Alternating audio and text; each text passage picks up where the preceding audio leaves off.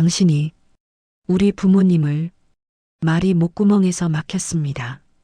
무릎 꿇은 노인은 고개를 들지 못한 채 떨리는 입술로 같은 말만 되풀이했습니다. 미안합니다. 미안합니다. 그때 저는 깨달았습니다. 용서라는 건 말처럼 간단한 게 아니라는 걸. 3일 전 시계를 보니 아침 6시 50분이었습니다. 저는 쌀집 셔터를 올리며 오늘도 그 할아버지가 올 거라는 걸 알고 있었습니다. 지난 3년간 단 하루도 빠짐없이 정확히 아침 7시에 나타나셨으니까요. 과연 시계 초침이 정각을 가리킬 때쯤 저 멀리서 허리 굽은 작은 체구가 보였습니다. 회색 점퍼를 입은 박정수 할아버지, 77세라고 하셨던가. 그 나이에 매일 10kg짜리 쌀을 사가신다는 게 도무지 이해가 되지 않았습니다. 사장님, 오늘도 10kg 한 포대요. 목소리는 늘 그랬듯 작고 조심스러웠습니다. 저는 쌀을 포대에 담으면서 슬쩍 물어봤습니다. 할아버지, 혼자 사시는데 매일 10kg씩이나 드시면 남지 않으세요? 할아버지는 잠깐 멈칫하시더니 깊게 펜주름 사이로 어색한 미소를 지으셨습니다. 쌀이 좋아서요. 밥을 많이 먹는 편이라. 밥을 많이 먹는다고? 저는 속으로 코웃음을 쳤습니다. 그 작은 책으로 하루에 10kg를 말도 안 되는 소리였습니다. 쌀값을 계산하는 동안 저는 할아버지의 손을 보았습니다. 오른손 검지에 펜촉 굳은 살이 선명했습니다. 글을 많이 쓰시나 보다 그런 생각이 스쳤습니다. 할아버지는 현금을 건네며 말씀하셨습니다. 늘 감사합니다, 사장님. 그리고는 무거운 쌀을 가볍게 들어 올리시곤 허리를 굽힌 채 천천히 걸어가셨습니다. 뒷모습이 묘하게 쓸쓸해 보였습니다. 뭔가 이상해. 저는 그날따라 할아버지를 유심히 지켜봤습니다. 그분은 쌀집에서 100m쯤 떨어진 곳에서 잠깐 멈춰서서 주머니에서 작은 수첩을 꺼내 뭔가를 적으셨습니다. 햇빛에 반사된 그 수첩의 표지는 이상하게 붉었습니다. 마치 피로 물든 것처럼. 그날 저녁 집에 돌아온 저는 아내에게 그 이야기를 꺼냈습니다. 여보, 있잖아. 쌀집에 매일 오시는 그 할아버지 있잖아. 좀 수상한 것 같아. 아내는 설거지를 하다 말고 고개를 돌렸습니다. 수상하다니? 그냥 쌀 좋아하시는 거 아니야? 아니, 생각해봐. 77세 노인이 혼자 사는데 매일 10kg씩 사간다고? 3년이면 대략 10,000포대야. 말이 돼? 아내는 잠깐 생각하더니 조심스럽게 물었습니다. 그럼 혹시 대파는 거 아닐까? 생계를 위해서. 그 말에 저는 무릎을 탁 쳤습니다. 그거다. 생계형 불법 유통? 복지 사각지대에 있는 노인이 쌀을 사서 더 비싸게 파는 거라면 말이 됩니다. 내일 동사무소에 신고해야겠어. 그분도 도움이 필요하신 거라면 복지 혜택을 받으셔야지. 아내는 고개를 끄덕였지만 어딘지 모르게 불안한 표정이었습니다. 근데 여보, 혹시 다른 이유가 있는 건 아닐까? 다른 이유? 뭐가 있겠어. 저는 그렇게 말했지만 왜인지 가슴 한편이 답답했습니다. 다음 날 아침 저는 출근하자마자 동사무소에 전화를 걸었습니다. 여보세요, 복지과입니까? 신고할 게 있어서요. 저희 쌀집에 매일 오시는 노인분이 있는데 전화를 받은 건 이순자 복지사님이었습니다. 30년 경력의 베테랑이라는 그분은 차분한 목소리로 상황을 정리하셨습니다. 알겠습니다. 김태수 사장님. 일단 저희가 가정 방문을 통해 확인해 보겠습니다. 혹시 그분 주소 아십니까? 아, 그건 모르는데요. 근데 매일 아침 7시에 오시니까 괜찮습니다. 주민등록으로 찾아보겠습니다. 박정수 씨 맞죠? 네, 그렇습니다. 전화를 끊고 나니 묘한 죄책감이 들었습니다. 내가 괜한 짓을 한 건 아니겠지? 하지만 저는 고개를 저었습니다. 정의감, 그게 제 신념이었습니다. 불의를 보고 못 넘어가는 성격. 그게 제 장점이자 단점이었으니까요. 그날도 어김없이 7시에 할아버지가 오셨습니다. 사장님, 오늘도 10kg 한 포대요. 저는 평소처럼 쌀을 담으면서도 왠지 모르게 할아버지를 똑바로 쳐다볼 수가 없었습니다. 내가 지금 이분을 신고했는데 할아버지는 쌀을 받아들고 인사를 하셨습니다. 감사합니다. 그리고 돌아서는 순간 할아버지가 잠깐 멈춰 서셨습니다. 저와 눈이 마주쳤습니다. 할아버지의 눈빛, 거기엔 뭔가 슬픔 같은 게 서려 있었습니다. 아니, 슬픔보다 더 깊은 것. 미안함? 왜 미안해 하시는 거지? 저는 얼떨결에 물었습니다. 할아버지, 괜찮으세요? 할아버지는 고개를 끄덕이시며 작게 웃으셨습니다. 네, 괜찮습니다. 늘 감사합니다, 사장님. 그리고는 다시 그 쓸쓸한 뒷모습으로 멀어져 가셨습니다. 저는 그 뒷모습을 한참 바라봤습니다. 뭔가 잘못된 건 아닐까? 그런 생각이 머릿속을 맴돌았지만 저는 곧 그 생각을 털어냈습니다. 그날 저녁 8시쯤 이순자 복지사님에게서 전화가 왔습니다. 김태수 사장님, 오늘 박정수 씨 댁 방문했습니다. 아, 네. 어떠셨어요? 이상한 점이 좀 있긴 한데요. 복지사님의 목소리에 미묘한 긴장감이 묻어났습니다. 일단 집에 쌀이 한 포대도 없었습니다. 그리고 벽에 6개의 주소가 적힌 메모지가 붙어 있더라고요. 6개요? 네. 주소만 적혀 있고 이름은 없었습니다. 그리고 박정수 씨가 뭔가를 숨기는 느낌을 받았어요. 저는 심장이 쿵 내려앉는 걸 느꼈습니다. 그럼 정말 되파는 건가요? 아직은 모르겠습니다. 좀 더 지켜봐야 할 것 같아요. 혹시 내일도 오시면 연락 주시겠어요? 네, 알겠습니다. 전화를 끊고 나니 가슴이 답답했습니다. 6개의 주소라. 왠지 단순한 불법 유통이 아닌 것 같은 느낌이 들었습니다. 그날 밤 저는 잠이 오지 않았습니다. 할아버지의 그 눈빛이 자꾸 떠올랐습니다. 미안함이 서린 그 눈. 대체 뭘 미안해 하시는 거지? 침대 옆 탁자 위에 놓인 가족 사진을 보다가 문득 큰형님 생각이 났습니다.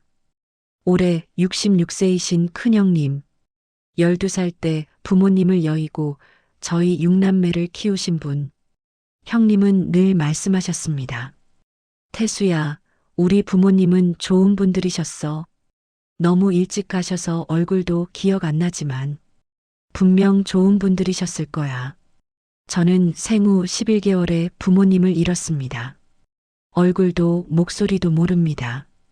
다만 형님들이 들려주는 이야기로만 부모님을 알 뿐입니다. 교통사고였다고 했지. 그 생각을 하니 가슴이 먹먹해졌습니다. 다음 날 아침 할아버지는 역시 7시 정각에 오셨습니다. 하지만 뭔가 달랐습니다. 평소보다 기침을 더 많이 하셨고 안색이 좋지 않아 보였습니다. 할아버지, 얼굴이 안 좋으신데 괜찮으세요? 할아버지는 손사래를 치며 말씀하셨습니다. 괜찮습니다. 그냥 감기 기운이 좀. 그리고는 쌀을 받아들고 가시려다 주머니에서 뭔가가 떨어졌습니다. 제가 주워보니 그 붉은 표지의 낡은 수첩이었습니다. 할아버지, 이거. 하지만 할아버지는 이미 멀어지고 계셨습니다. 저는 수첩을 펼쳐봤습니다. 그리고 숨이 멎었습니다. 첫 페이지에 이렇게 적혀 있었습니다. 1974년 12월 24일부터 1824일째. 그 아래 빼곡하게 적힌 글씨. 미안합니다. 미안합니다. 미안합니다. 손이 떨렸습니다. 이게 대체 무슨... 저는 수첩을 덮고 할아버지의 뒷모습을 쳐다봤습니다. 할아버지는 골목 모퉁이에서 멈춰서서 또다시 뭔가를 적고 계셨습니다. 그 순간 이상한 예감이 들었습니다. 이건 단순한 불법 유통 같은 게 아니라는 예감. 훨씬 더 깊고 훨씬 더 슬픈 무언가가 숨어 있다는. 저는 수첩을 꽉 쥐었습니다. 그리고 결심했습니다. 알아내야겠어. 대체 이분이 뭘 하고 계신 건지. 그날 밤 저는 할아버지의 수첩을 책상 위에 올려놓고 한참을 들여다봤습니다. 1974년 12월 24일. 제가 태어난 해였습니다. 아니, 정확히는 제 부모님이 돌아가신 해. 설마. 아니야. 그럴 리가 없어. 저는 고개를 저었습니다. 단순한 우연일 거라고 스스로를 다독였습니다. 하지만 가슴 한편에선 이상한 불안감이 자라나고 있었습니다. 다음 날 오전 10시 이순자 복지사님이 다시 박정수 할아버지 댁을 방문하기로 했습니다. 저는 쌀집이를 보다 말고 몇 번이나 시계를 확인했습니다. 지금쯤 도착하셨을까? 11시쯤 복지사님에게서 전화가 왔습니다. 김 사장님, 지금 박정수 씨 댁에 있습니다. 잠깐 통화 가능하세요? 네, 말씀하세요. 전화기 너머로 복지사님의 낮은 한숨소리가 들렸습니다. 이상합니다. 정말로 집에 쌀이 한 톨도 없어요. 냉장고에는 김치랑 된장찌개 하나뿐이고. 그럼 정말 되파는 건가요? 그것도 아닌 것 같아요. 집이 너무 낡고 허름해요. 이익을 남길 정도로 되팔고 있다면 이렇게까지 가난하게 살 이유가 없잖아요. 저는 침을 꿀꺽 삼켰습니다. 그럼 대체 어디에 쓰시는 거죠? 그게 벽에 붙어있던 6개 주소를 물어봤더니 할아버지가 굉장히 당황하시더라고요. 그냥 아는 분들이라 고만하시고. 그때였습니다. 전화기 너머로 할아버지의 목소리가 희미하게 들렸습니다. 제발 그냥 내버려 두세요. 나쁜 짓 하는 거 아닙니다. 목소리에 절박함이 묻어났습니다. 복지사님이 다시 말했습니다. 김 사장님, 일단 오늘은 이만 돌아가겠습니다. 근데 제 느낌엔 이분 뭔가 큰 비밀을 숨기고 계신 것 같아요. 큰 비밀이요? 네. 그리고 주민등록 조회했는데요. 복지사님의 목소리가 낮아졌습니다. 1974년에 교통사고 치사로 7년 복역하신 기록이 있으시더라고요. 그 순간 머릿속이 하얗게 변했습니다. 1974년. 교통사고. 설마. 피해자가 혹시 김영우 박순희 부부입니다. 그리고 유자녀 6명. 전화기를 떨어뜨릴 뻔했습니다. 김영우. 박순희. 제 부모님 이름이었습니다. 김 사장님? 괜찮으세요? 복지사님의 목소리가 들렸지만 저는 대답할 수가 없었습니다. 저기요. 그 피해자가 혹시 김영호 씨 맞나요? 네, 그렇습니다만. 왜요? 제 아버지입니다. 긴 침묵이 흘렀습니다. 복지사님의 숨소리만 들렸습니다. 지금 뭐라고 하셨어요? 제 아버지 이름이 김영우입니다. 어머니는 박순이고요. 저희가 6남매입니다. 전화기 너머로 복지사님이 헛기침하는 소리가 들렸습니다. 그럼 박정수 씨가 매일 쌀을 사가신 게. 복지사님도 말을 잇지 못했습니다. 저는 그 자리에 주저앉았습니다. 50년 동안 우리에게 쌀을. 그날 오후 저는 쌀집 문을 일찍 닫았습니다. 형수에게 전화를 걸었습니다. 형수님, 저 태수예요.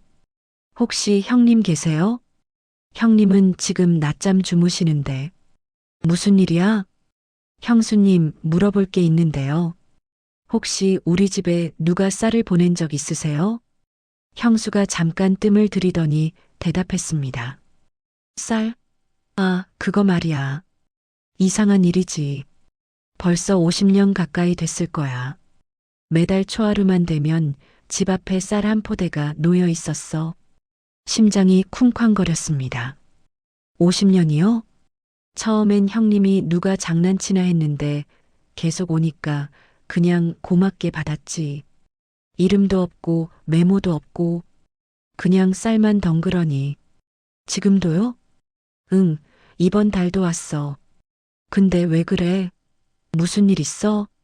저는 입술을 깨물었습니다. 아니에요. 그냥 궁금해서요. 전화를 끊고 나니 손이 떨렸습니다. 50년, 1800, 250일. 할아버지는 50년 동안 단 하루도 빠짐없이 우리에게 쌀을 보내셨던 겁니다. 왜 그러신 거지? 그때 주머니에서 할아버지의 수첩이 만져졌습니다.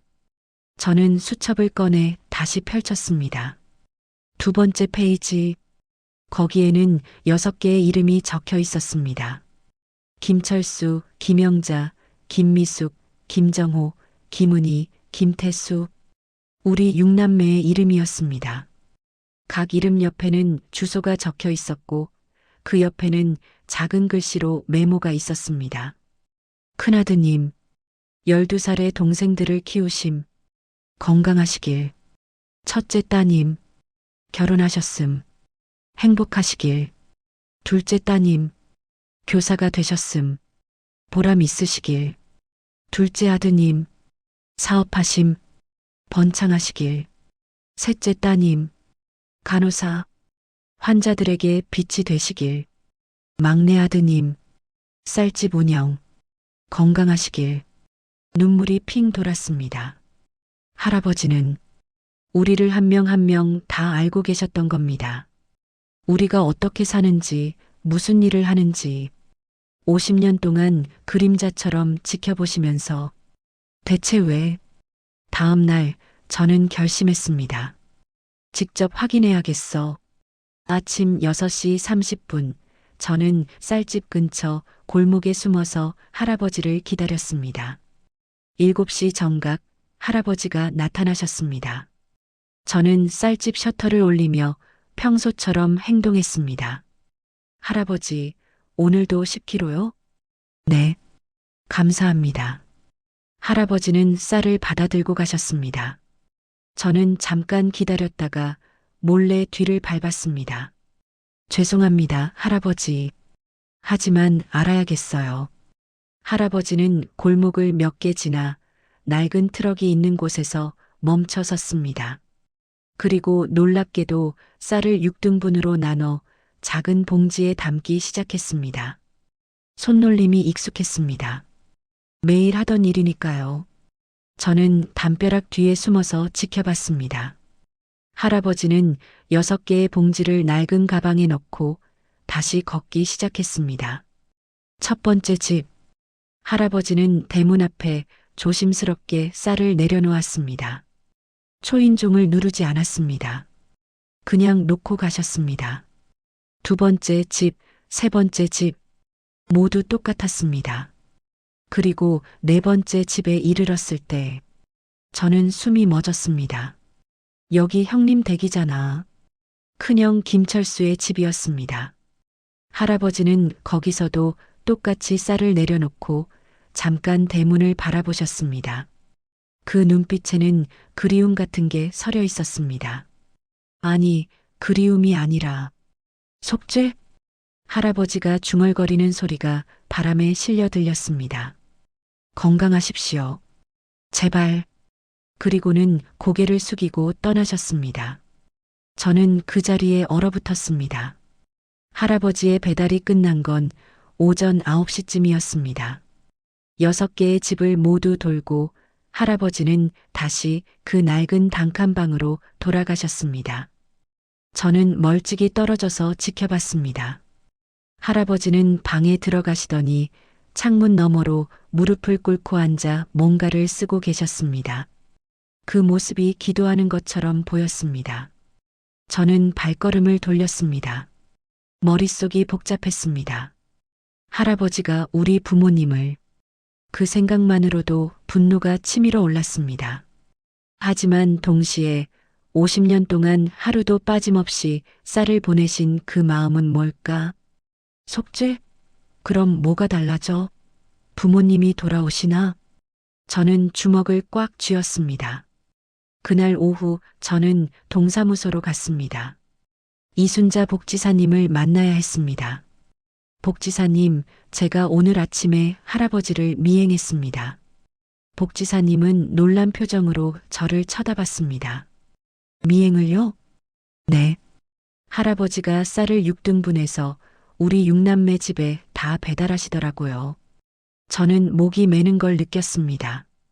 50년 동안 단 하루도 안 빠지고 복지사님은 한숨을 쉬었습니다. 김 사장님, 이건 단순한 문제가 아니네요. 저 할아버지를 만나봐야 할까요? 복지사님은 고개를 저었습니다. 아직은 아닌 것 같아요. 일단 김 사장님도 마음을 정리하셔야 할 것 같고, 마음을 정리하다니요? 이건 명백한 살인이잖아요. 제 목소리가 떨렸습니다. 할아버지가 음주운전으로 제 부모님을 죽였다고요. 그런데 쌀 몇 포대 보낸다고 뭐가 달라집니까? 복지사님은 조용히 제 손을 잡았습니다. 김 사장님, 저도 압니다. 이건 용서받을 수 없는 일이에요. 하지만 뭡니까? 박정수 씨가 폐암 말기라는 거 아십니까? 그 말에 저는 말문이 막혔습니다. 뭐라고요? 오늘 아침 방문했을 때 약봉지를 봤어요. 항암제였습니다. 아마 몇 개월 못 가실 것 같아요. 저는 그 자리에 주저앉았습니다. 죽는다고? 복지사님이 말했습니다. 김 사장님 만나실 건지 말 건지는 사장님이 결정하세요. 하지만 후회 없는 선택을 하시길 바랍니다. 저는 대답할 수가 없었습니다. 그날 밤 형님에게 전화가 왔습니다. 태수야, 나 형이야. 네, 형님. 오늘 병원 갔다 왔다. 검사 결과가 안 좋게 나왔어. 가슴이 철렁 내려앉았습니다. 뭐가요? 췌장암일의 말기고 전화기를 떨어뜨릴 뻔했습니다. 형님, 괜찮아. 나도 나이가 있는데 뭐. 그보다 태수야. 형님의 목소리가 조용해졌습니다. 형수한테 들었어. 내가 쌀 이야기 물어봤다며? 네. 혹시 그 쌀 보낸 사람 찾았니? 저는 입술을 깨물었습니다. 네. 찾았습니다. 누군데? 저는 대답할 수가 없었습니다. 어떻게 말합니까? 50년 동안 형님을 지켜본 그 사람이 바로 우리 부모님을 죽인 사람이라고. 형님, 나중에 얘기할게요. 그래, 알겠다. 전화를 끊고 나니 눈물이 났습니다. 형님도 얼마 못 가신다. 할아버지도 얼마 못 가신다. 이 모든 게 대체 뭐지? 형님의 병 소식을 들은 다음 날, 저는 쌀집을 열지 않았습니다. 대신 새벽 6시부터 할아버지 집 근처 골목에 서 있었습니다. 오늘도 오실까? 추운 11월 새벽 공기가 뺨을 스쳤습니다. 입김이 하얗게 나왔습니다. 6시 50분 할아버지의 방에 불이 켜졌습니다.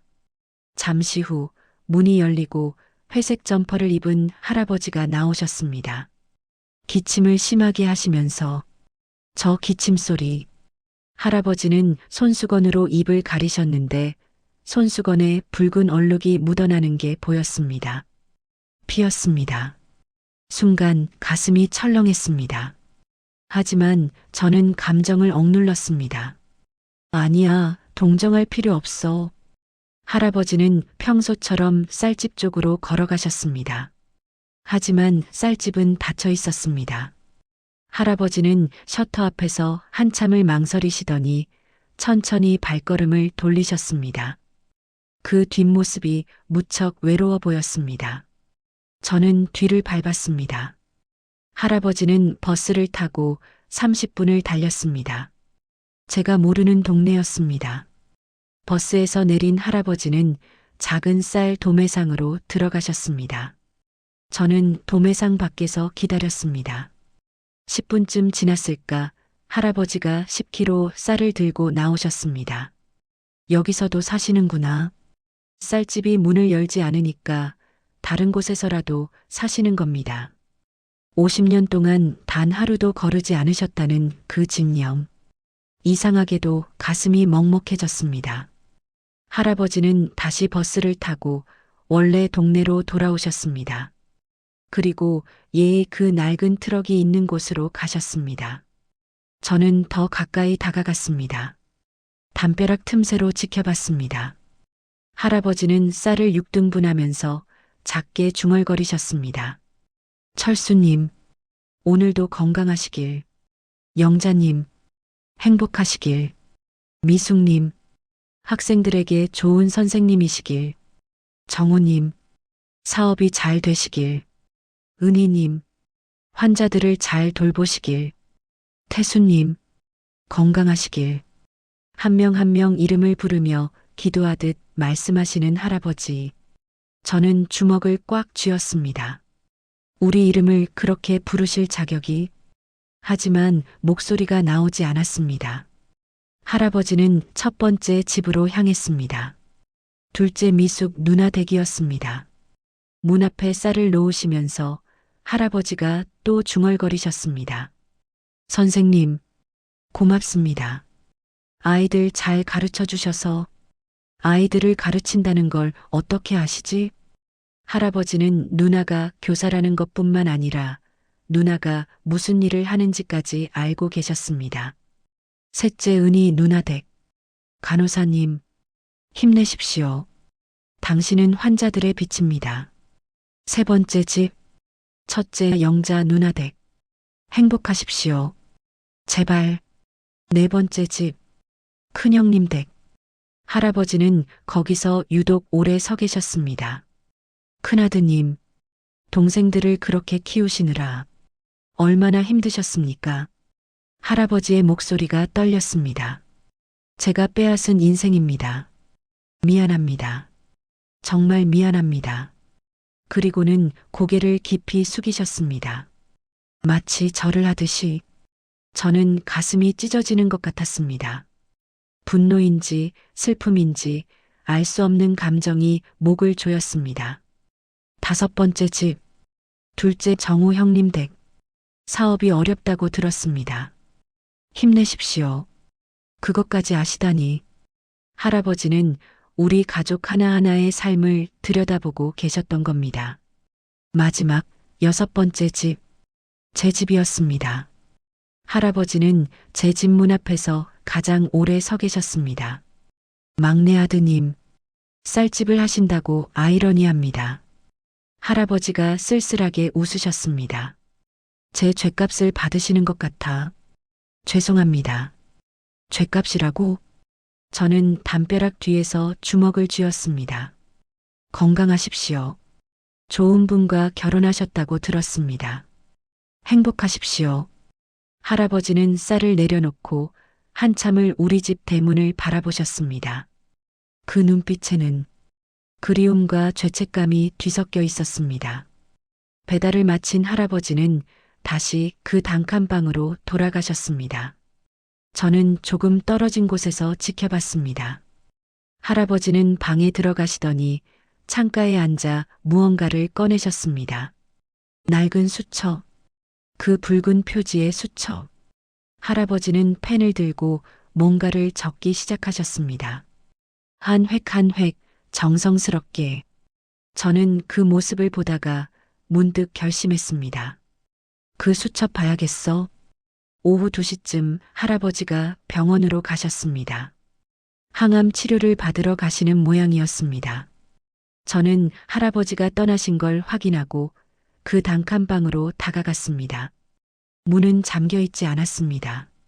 할아버지, 죄송합니다. 저는 문을 열고 들어갔습니다. 방 안은 너무나 허름했습니다. 작은 책상 하나, 낡은 이불 하나, 그리고 벽에 붙은 6개의 주소 메모. 냉장고를 열어보니 복지사님 말씀대로 김치와 된장찌개뿐이었습니다. 책상 위에 그 수첩이 놓여 있었습니다. 저는 떨리는 손으로 수첩을 집어들었습니다. 첫 페이지, 1974년 12월 24일. 내가 저지른 죄의 시작. 두 번째 페이지, 김영우님, 박순희님, 용서해 주십시오. 평생을 갚겠습니다. 세 번째 페이지부터는 날짜와 함께 빼곡한 글씨가 적혀 있었습니다. 1일째, 큰아들 김철수, 12세, 동생 5명 데리고 고아원 거부, 혼자 키우겠다고 울부짖음. 내가 무슨 짓을 한 건가. 2일째, 오늘부터 감옥, 7년, 너무 짧다. 평생 감옥에 있어야 한다. 30일째, 김철수 소식 들음. 신문 배달하며 동생들 학교 보낸다고. 12살이 페이지를 넘길 때마다 손이 떨렸습니다. 365일째, 1년, 김철수 중학교 포기, 공장 취직, 막내 김태수 유치원 보냄. 730일째, 2년, 김영자 장학금 받아 중학교 진학, 김철수의 헌신. 2555일째, 7년, 출소, 오늘부터 갚는다. 평생. 2556일째, 첫 배달, 김철수 집 문 앞, 쌀 10kg, 이름 쓸 자격 없음. 50년치 기록이 빼곡했습니다. 할아버지는 매일매일 우리의 소식을 적으셨습니다. 큰형님이 결혼하신 날, 누나들이 취직한 날, 제가 쌀집을 연 날, 모든 순간을, 그리고 매 페이지마다 같은 글씨. 미안합니다. 미안합니다. 미안합니다. 마지막 페이지에 이르렀을 때 18,247일째, 폐암 말기 진단, 6개월, 그래도 괜찮다. 18,403일까지는 배달할 수 있다. 50주년까지는 채우고 싶다. 그 아래에 한 줄 더. 김태수 사장님이 날 의심하신다. 당연하다. 나는 그럴 자격도 없는 인간이니까. 하지만 제발 마지막까지만 배달하게 해주십시오. 저는 그 자리에 주저앉았습니다. 수첩을 꽉 쥐었습니다. 눈물이 났습니다. 이게 대체. 그때였습니다. 문이 열리는 소리. 깜짝 놀라 고개를 들었습니다. 할아버지가 서 계셨습니다. 병원 치료를 일찍 마치고 돌아오신 모양이었습니다. 할아버지와 제 눈이 마주쳤습니다. 긴 침묵. 할아버지는 제 손에 들린 수첩을 보셨습니다. 그리고 무릎을 꿇으셨습니다. 읽으셨군요. 할아버지의 목소리는 떨렸습니다. 죄송합니다. 숨기려던 건 아닙니다. 그저 말할 자격이 없었을 뿐입니다. 저는 수첩을 들고 일어섰습니다. 할아버지가 우리 부모님을 말을 잇지 못했습니다. 할아버지는 고개를 숙인 채 대답하셨습니다. 네, 제가 1974년 12월 24일 크리스마스 이브에 술을 마시고 운전을 했습니다. 두 분을 치었습니다. 현장에서 돌아가셨습니다. 12살부터 11개월까지 6남매를 남기고. 할아버지의 목소리가 끊겼습니다. 7년 복역하고 나왔습니다. 하지만 그게 끝이 아니었습니다. 할아버지가 고개를 들어 저를 바라보셨습니다. 눈에는 50년치 눈물이 고여 있었습니다. 7년으로는 턱없이 모자랐습니다. 그래서 매일 갚기로 했습니다. 쌀을 보내는 걸로요? 제 목소리는 차가웠습니다. 네. 제가 할 수 있는 건 그것뿐이었습니다. 얼굴을 보일 자격도 사과할 자격도 없었습니다. 할아버지는 다시 고개를 숙이셨습니다. 그저 6분이 굶지 않으셨으면 했습니다. 그게 제가 할 수 있는 유일한. 저는 수첩을 할아버지 앞에 던졌습니다. 이걸로 뭐가 갚아집니까? 부모님이 돌아오십니까? 소리를 질렀습니다. 형님은 12살에 부모를 잃었어요. 12살에 신문 배달하고 공장 다니면서 우릴 키웠다고요. 할아버지는 대답하지 못했습니다. 누나들은 장학금 없으면 학교도 못 다녔어요. 저는 부모님 얼굴도 몰라요. 생후 11개월에 잃었으니까 목이 쉬도록 소리쳤습니다. 그런데 쌀 몇 포대로 그게 갚아집니까? 할아버지는 그저 고개를 숙인 채 떨고 계셨습니다. 죄송합니다. 죄송하다고요? 그게 끝입니까? 제가 뭐라 변명할 수 있겠습니까? 다만 할아버지가 바닥에 엎드리셨습니다. 완전히 이마가 바닥에 닿도록. 용서는 바라지 않습니다. 다만 마지막까지 배달만 하게 해주십시오. 제발. 저는 그 모습을 보다가 발걸음을 돌렸습니다. 더 이상 볼 수가 없었습니다. 밖으로 나오니 다리에 힘이 풀렸습니다. 골목벽에 기대어 섰습니다. 숨이 가팠습니다. 이게 대체 뭐지? 분노해야 할지 슬퍼해야 할지 알 수가 없었습니다. 주머니에서 핸드폰이 울렸습니다. 이순자 복지사님이었습니다. 김 사장님, 지금 어디세요? 동사무소로 좀 와주실 수 있으세요? 무슨 일이세요? 1974년 사고 기록을 찾았습니다. 보셔야 할 것 같아서요. 저는 고개를 끄덕였습니다. 가겠습니다. 이순자 복지사님은 오래된 파일을 제 앞에 펼쳐놨습니다. 1974년 12월 24일 오후 11시 32분 서울시 종로구. 복지사님이 기록을 읽었습니다. 가해자 박정수, 당시 27세. 혈중 알코올 농도 0.15%. 면허 취소 수준. 피해자 김영호 34세, 박순희 32세. 현장 사망. 유자녀 김철수 12세, 김영자 10세, 김미숙 8세, 김정호 6세, 김은희 4세, 김태수 11개월. 제 이름이 나오는 순간 눈물이 났습니다. 가해자 박정수 7년 선고. 1981년 12월 출소. 복지사님이 파일을 덮었습니다. 그리고 출소 다음 날부터 김철수 씨 댁에 쌀이 배달되기 시작했다고 기록되어 있습니다. 저는 고개를 숙였습니다. 복지사님이 조용히 말했습니다. 김 사장님, 제가 30년간 이 일을 하면서 많은 사연을 봤습니다. 하지만 이런 경우는 처음입니다. 용서받을 수 없는 죄를 지은 사람이 50년 동안 하루도 빠짐없이 속죄한 경우요. 복지사님은 한숨을 쉬었습니다. 뭐가 정답인지 저도 모르겠습니다. 다만 박정수 씨가 얼마 남지 않으셨다는 것만은 확실합니다. 저는 파일을 바라봤습니다. 1974년 12월 24일. 제 인생이 바뀐 날. 할아버지 인생도 바뀐 날. 그리고 50년간 이어진 속죄의 시작. 나는 어떻게 해야 하는 거지? 할아버지와 대면한 지 3일이 지났습니다. 그 3일 동안 저는 쌀집 문을 열지 못했습니다. 손님들이 찾아와도 전화가 와도 아무것도 할 수가 없었습니다.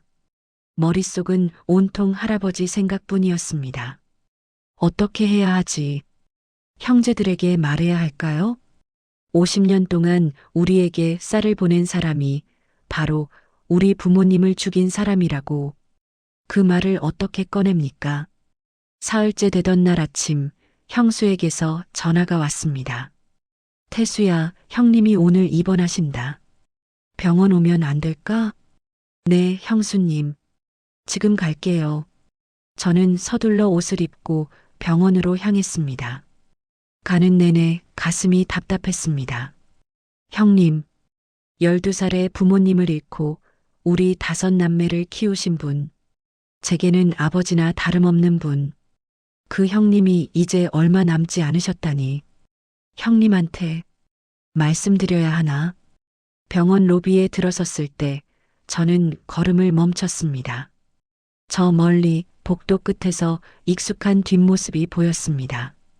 회색 점퍼를 입은 작은 체구, 박정수 할아버지였습니다. 할아버지도 치료받으러 오셨나? 할아버지는 환자복을 입은 노인들에게 식판을 나눠주고 계셨습니다. 자원봉사자 조끼를 입고서 자원봉사를 저는 가까이 다가가 지켜봤습니다. 할아버지는 한 분 한 분에게 식사를 건네며 말을 걸고 계셨습니다. 할머니, 오늘은 좀 어떠세요? 진지 드시고 힘내세요. 할아버지, 약은 드셨어요? 꼭 드셔야 해요. 목소리가 따뜻했습니다. 환자들도 할아버지를 반겨했습니다. 아이고, 박 선생님. 오늘도 오셨네요. 박 선생님이 주시는 밥이 제일 맛있어요. 박 선생님. 환자들은 할아버지를 그렇게 불렀습니다. 할아버지는 미소를 지으며 식판을 건넸습니다. 그 모습이 평온해 보였습니다. 이 사람이 정말 그때였습니다. 한 환자분이 식판을 떨어뜨렸습니다. 찰그랑 국물이 바닥에 쏟아졌습니다. 아이고, 미안해요.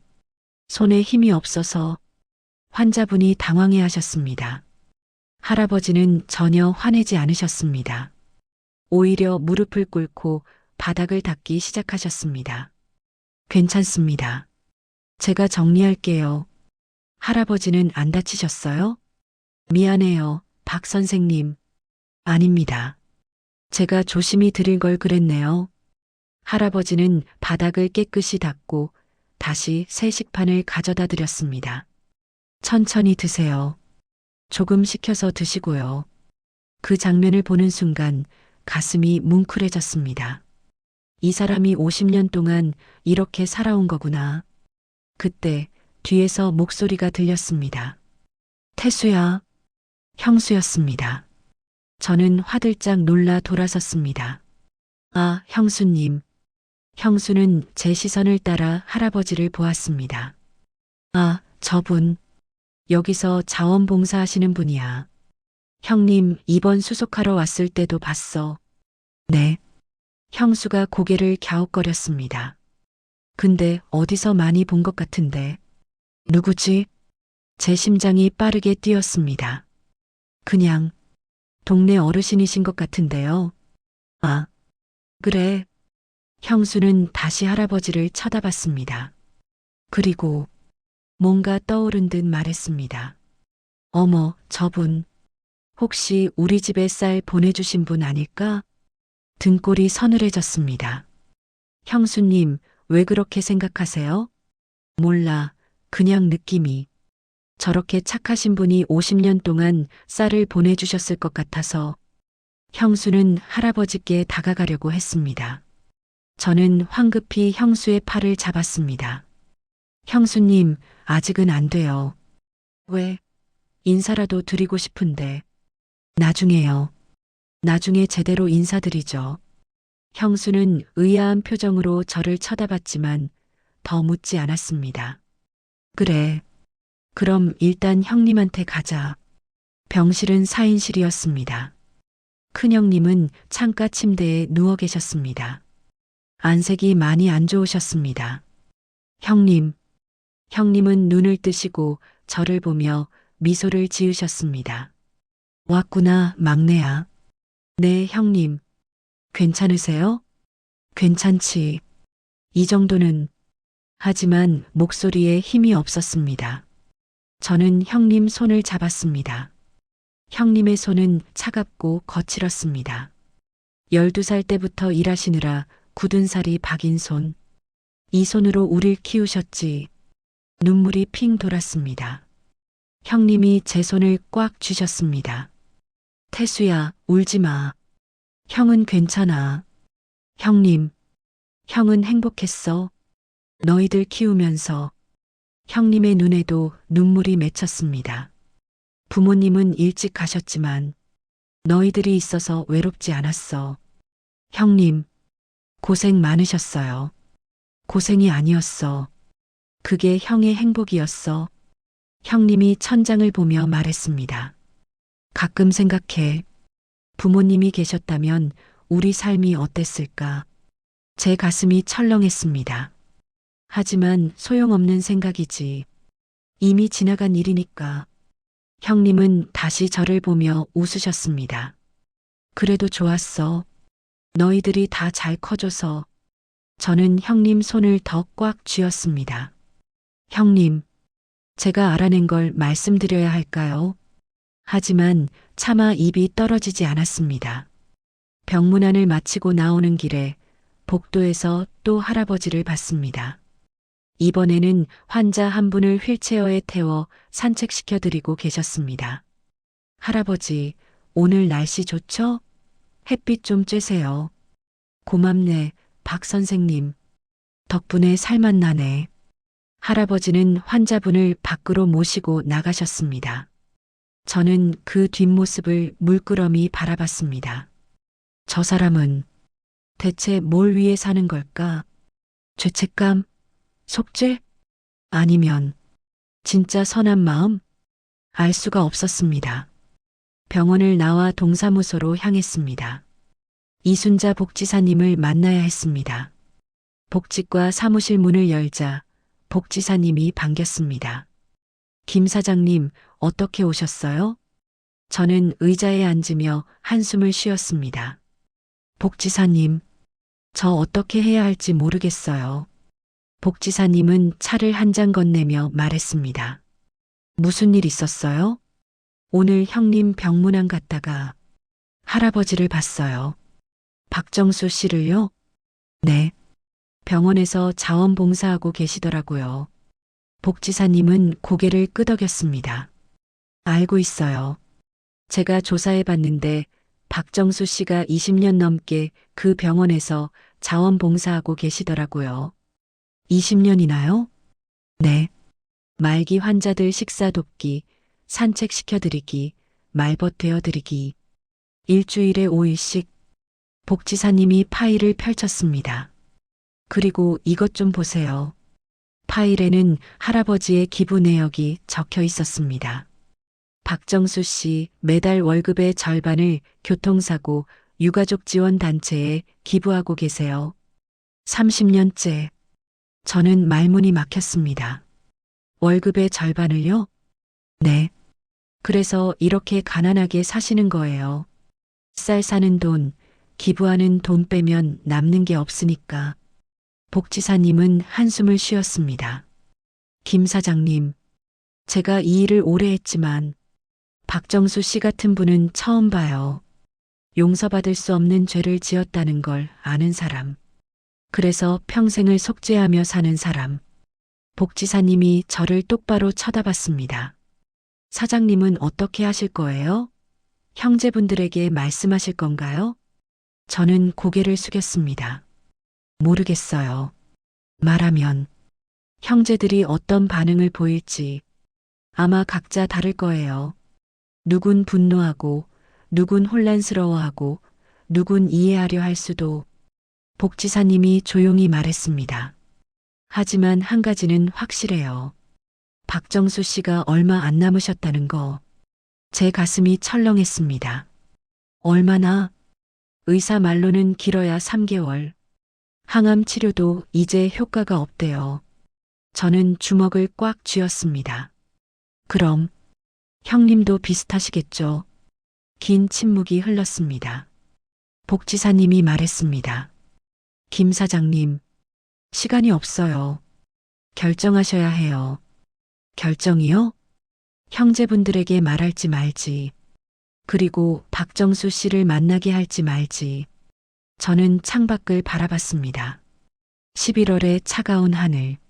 나는 어떻게 해야 하는 거지? 그날 밤 저는 잠을 이룰 수 없었습니다. 머릿속에 할아버지의 모습이 계속 떠올랐습니다.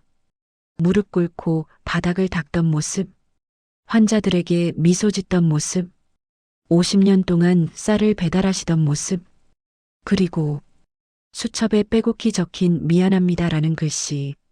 이 사람은 정말 50년 동안 속죄하며 살았구나. 하지만 동시에 분노도 치밀어 올랐습니다. 그래도 용서받을 수 있나? 부모님을 빼앗아간 죄가 저는 침대에서 일어나 거실로 나왔습니다. 책장 위에 놓인 가족 사진을 꺼냈습니다.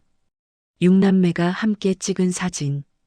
큰형님이 가운데 서 계시고 우리는 그 주변에 둘러앉아 있었습니다. 부모님은 없었습니다. 평생 없었습니다. 만약 부모님이 살아계셨다면 상상해 봤습니다. 형님이 12살에 일하지 않았을 겁니다. 누나들이 장학금 없이도 학교 다닐 수 있었을 겁니다. 저도 부모님 얼굴을 기억할 수 있었을 겁니다. 우리의 삶은 완전히 달랐을 겁니다. 그 모든 것을 할아버지가 빼앗아간 겁니다. 주먹을 꽉 쥐었습니다. 하지만 할아버지도 50년 동안 고통받으며 살았습니다. 매일 우리 이름을 부르며 기도하고 매일 미안합니다라고 쓰며 그것도 삶이었습니다. 대체 뭐가 맞는 거지? 다음 날 아침 결심했습니다. 형제들을 만나야겠어. 할아버지 이야기를 하기 전에 먼저 형제들과 의논해야겠다고 저는 단체 문자를 보냈습니다. 형님, 누나들, 오늘 저녁 큰형님 병실에 다 같이 모일 수 있을까요?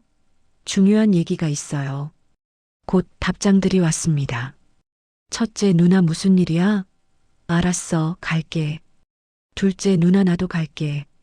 형님 보고 싶었어? 둘째 형 나도 간다. 6시쯤 괜찮지? 셋째 누나 당직이라 7시에나 갈 수 있어. 기다려줘. 저는 핸드폰을 내려놓았습니다. 오늘 밤 모든 걸 말해야겠어. 저녁 7시. 큰형님 병실에 6남매가 모두 모였습니다.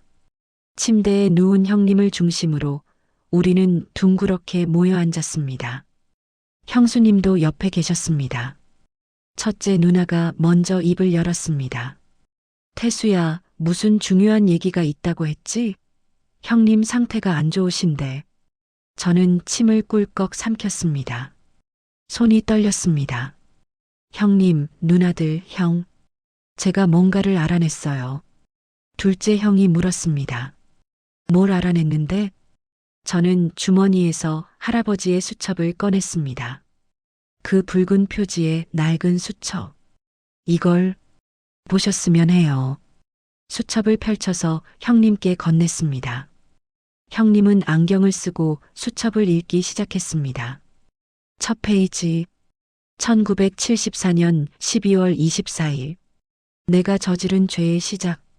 형님의 손이 떨렸습니다. 둘째 누나가 형님 어깨 너머로 수첩을 보다가 숨을 멈췄습니다. 이게 뭐야? 셋째 누나가 수첩을 받아 읽기 시작했습니다. 페이지를 넘길수록 얼굴이 굳어갔습니다. 김영우님, 박순희님, 우리 부모님 이름이잖아. 첫째 누나가 수첩을 빼앗듯 가져갔습니다. 어디 봐. 이게 대체. 그리고 읽기 시작했습니다. 1일째. 큰아들 김철수. 12세. 동생 5명 데리고 고아원 거부. 혼자 키우겠다고. 첫째 누나의 눈에 눈물이 고였습니다. 이건 우리 이야기잖아. 둘째 형이 수첩을 넘겨받았습니다. 그리고 중간쯤을 펼쳤습니다. 5478일째. 김정호 사업 시작. 잘 되길. 힘내시길. 둘째 형의 입이 벌어졌습니다. 이 사람, 나를 알고 있어. 셋째 누나가 마지막 페이지를 읽었습니다. 18247일째. 폐암 말기. 6개월.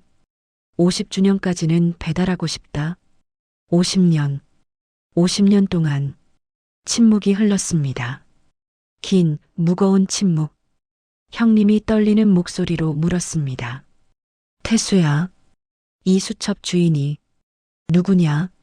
저는 눈을 감았습니다. 그리고 말했습니다. 박정수, 77세, 1974년 12월 24일 음주운전으로 우리 부모님을 치어 사망케 한 사람입니다. 그 순간 병실 안 공기가 얼어붙었습니다.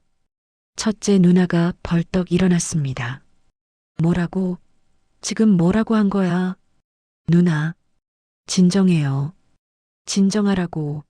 우리 부모님을 죽인 사람이 50년 동안 쌀을 보냈다고? 첫째 누나의 목소리가 떨렸습니다. 그게 말이 돼? 둘째 형도 일어났습니다. 이 미친, 무슨 속죄 게임이야?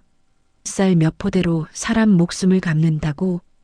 셋째 누나는 그 자리에 주저앉았습니다. 믿을 수가 없어. 50년 동안 우리를 지켜봤다고? 둘째 누나는 조용했습니다. 다만 수첩을 꽉 쥔 채 떨고 있었습니다.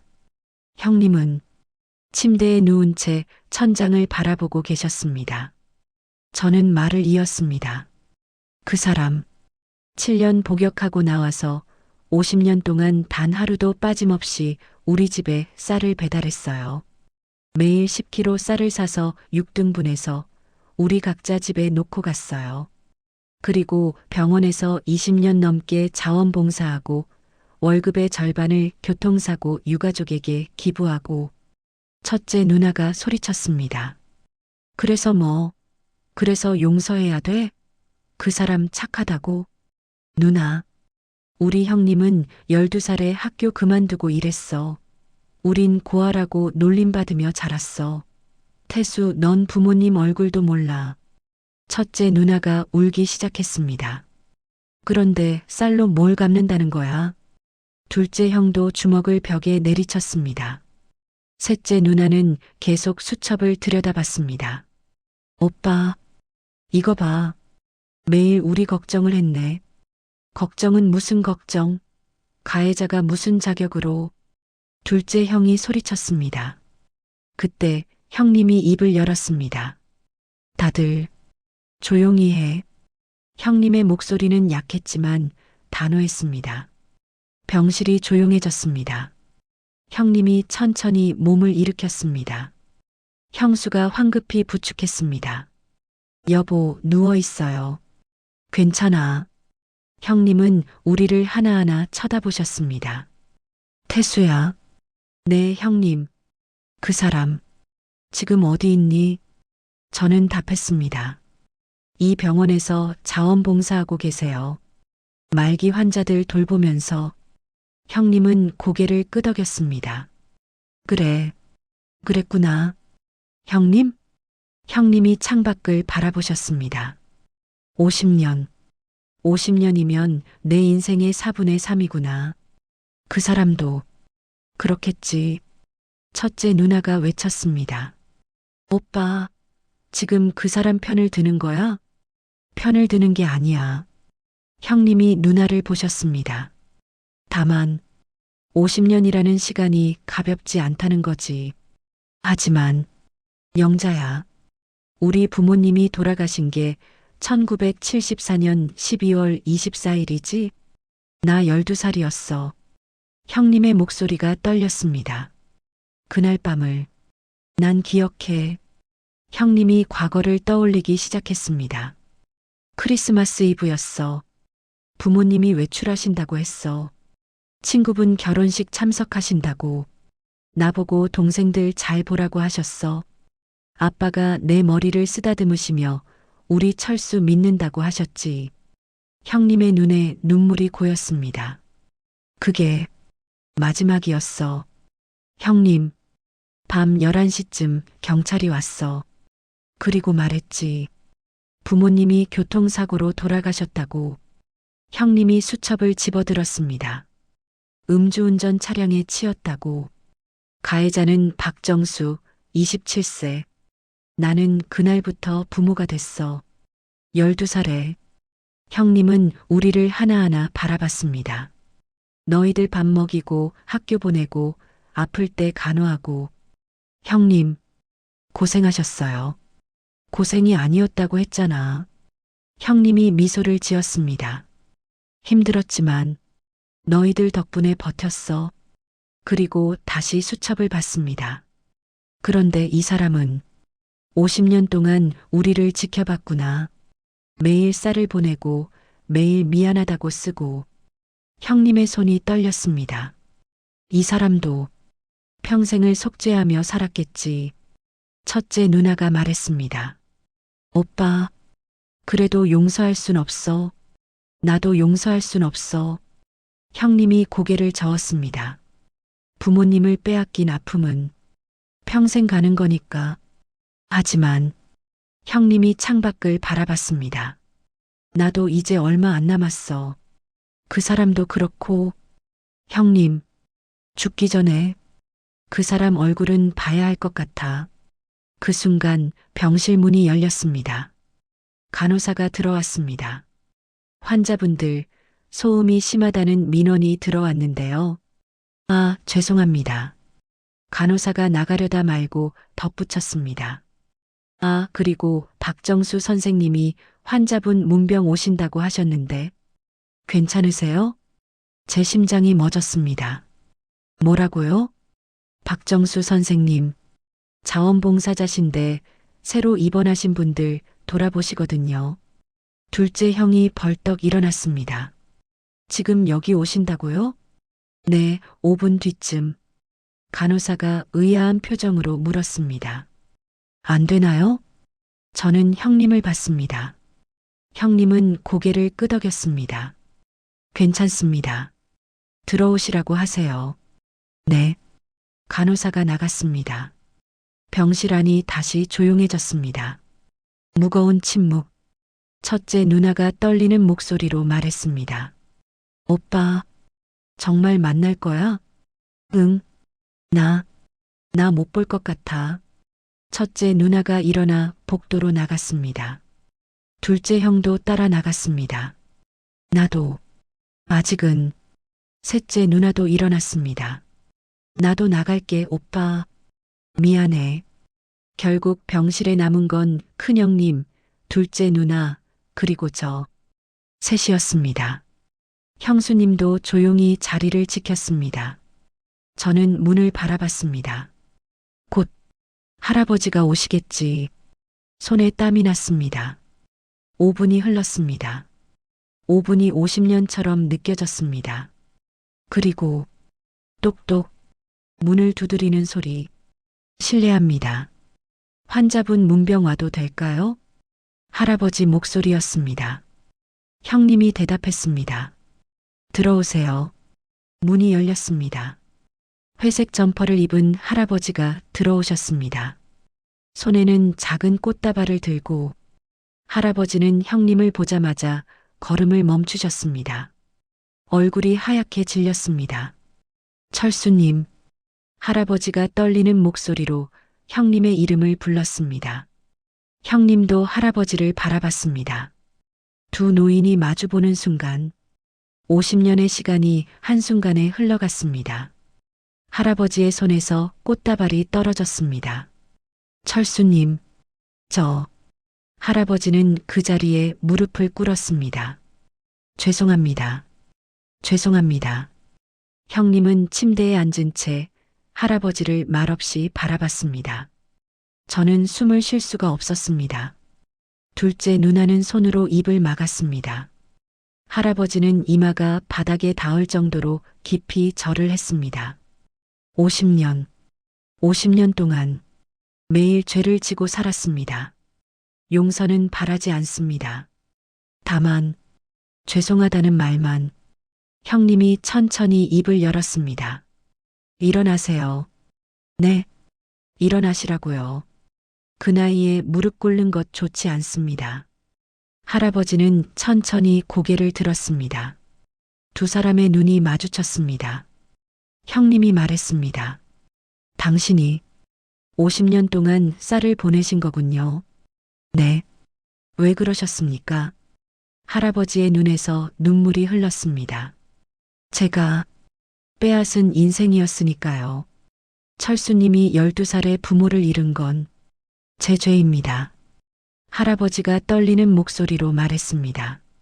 그래서 평생을 갚으려 했습니다. 쌀이라도 보내면 적어도 굶지는 않으실까 해서. 형님은 한참 동안 할아버지를 바라보셨습니다. 그리고 고맙습니다.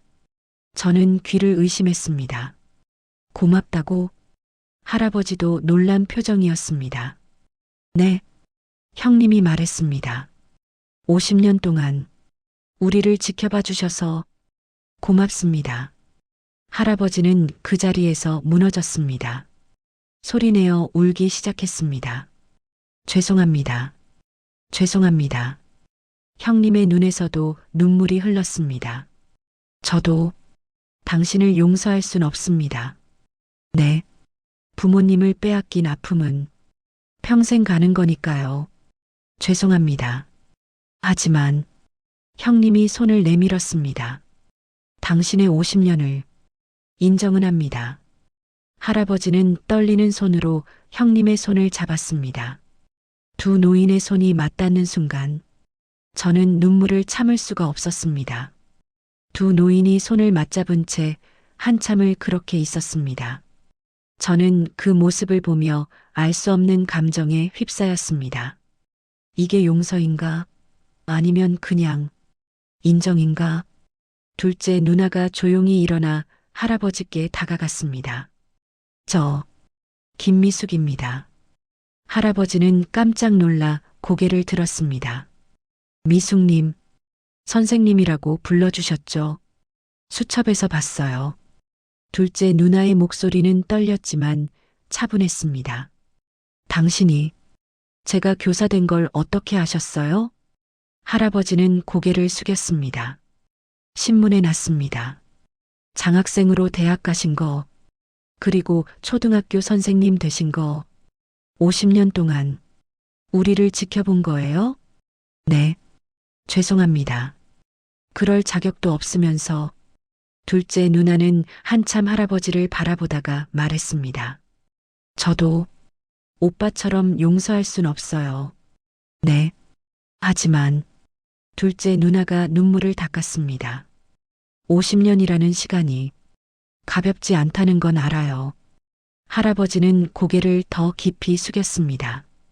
그때 병실 문이 벌컥 열렸습니다. 첫째 누나와 둘째 형이 들어왔습니다.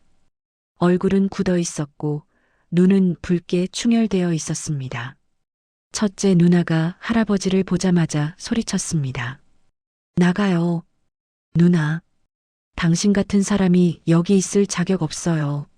나가라고. 할아버지는 벌떡 일어섰습니다. 죄송합니다. 제가 나가겠습니다. 하지만 형님이 말했습니다. 영자야, 진정해. 오빠, 지금 내가 진정하라고? 저 사람이 우리 부모님을 죽였는데. 첫째 누나가 울부짖었습니다. 우리가 얼마나 고생했는데, 오빠가 얼마나 힘들어했는데. 알아. 나도 안다. 형님의 목소리도 떨렸습니다. 하지만 저 사람도 50년을 속죄하며 살았어. 그래서 뭐, 그게 우리 인생을 돌려줘? 둘째 형도 나섰습니다. 형님, 전 형님처럼 못해요. 전 저 사람을 인정할 수 없어요. 정우야, 제 사업이 망한 것도, 빚에 시달린 것도 다 부모님 없이 자란 탓이에요. 둘째 형의 목소리가 커졌습니다. 부모님이 계셨다면 전 이렇게 안 됐어요. 좋은 교육 받고 좋은 직장 다니고. 할아버지는 그 자리에 다시 무릎을 꿇었습니다. 죄송합니다. 정말 죄송합니다. 죄송하다고 뭐가 변해요? 둘째 형이 주먹을 쥐었습니다. 형님은 12살에 인생 포기하셨어요. 누나들은 장학금 없으면 학교도 못 갔고, 태수는 부모 얼굴도 몰라요. 제 죄입니다. 그럼 어떻게 갚을 건데요? 쌀로? 50년 배달로? 할아버지는 대답하지 못했습니다. 그저 바닥에 이마를 대고 떨고 계실 뿐이었습니다. 그때 셋째 누나가 들어왔습니다. 오빠, 언니, 그만해요. 셋째 누나는 간호사복을 입고 있었습니다. 당직을 마치고 온 모양이었습니다. 은희야, 넌 이 상황이 이해가 돼? 첫째 누나가 물었습니다. 이해는 안 돼. 하지만 셋째 누나가 할아버지를 보았습니다. 저분, 저 알아요. 모두가 셋째 누나를 쳐다봤습니다. 뭐라고? 병원에서 20년 넘게 봤어요. 환자들 돌보시는 모습. 셋째 누나가 말을 이었습니다. 말기 환자들이 저분 오면 표정이 밝아져요. 가족도 없이 혼자 계신 할머니, 할아버지들. 저분은 그분들에게 가족 같은 존재였어요. 셋째 누나의 목소리가 떨렸습니다. 한 번은 봤어요. 돌아가시는 환자분 손잡고 밤새 기도하시는 모습을. 할아버지는 고개를 들지 못했습니다. 환자분이 마지막으로 하신 말씀이 고맙습니다, 박 선생님. 당신 덕분에 외롭지 않았습니다 였어요. 셋째 누나가 눈물을 닦았습니다. 그 모습을 보면서 생각했어요. 저분은 뭔가 큰 죄를 짊어지고 사시는구나. 그게 우리였네요. 긴 침묵이 흘렀습니다. 첫째 누나는 벽에 기대어 섰습니다. 둘째 형은 창밖을 바라봤습니다. 할아버지는 여전히 바닥에 무릎 꿇고 계셨습니다. 형님이 입을 열었습니다. 박정수 선생님. 할아버지가 고개를 들었습니다. 네. 일어나세요. 그리고 앉으십시오. 아닙니다. 저는 앉으시라고요. 형님의 목소리에 힘이 있었습니다. 할아버지는 천천히 일어나 의자에 앉았습니다. 형님이 물었습니다. 선생님은 왜 50년 동안 그렇게 사셨습니까? 할아버지는 한참 동안 말이 없으셨습니다. 그러다 천천히 입을 열었습니다. 술을 마셨습니다. 회사 크리스마스 파티에서 취했지만 운전할 수 있다고 생각했습니다. 집이 가까웠으니까. 할아버지의 목소리가 떨렸습니다. 골목을 빠져나가는데 횡단보도에 두 분이 계셨습니다. 브레이크를 밟았습니다. 하지만 늦었습니다. 할아버지가 두 손으로 얼굴을 감싸 쥐었습니다. 쿵 하는 소리. 그 소리가 지금도 귓가에 맴돕니다. 차에서 내렸을 때 두 분은 이미 할아버지는 더 이상 말을 잇지 못했습니다. 울음을 참으려 했지만 눈물이 흘러내렸습니다. 재판에서 유족 명단을 받습니다. 6남매 12살부터 11개월까지. 그때 알았습니다. 제가 얼마나 큰 죄를 지었는지. 할아버지가 우리를 하나하나 쳐다봤습니다. 7년형을 받았지만 턱없이 모자랐습니다.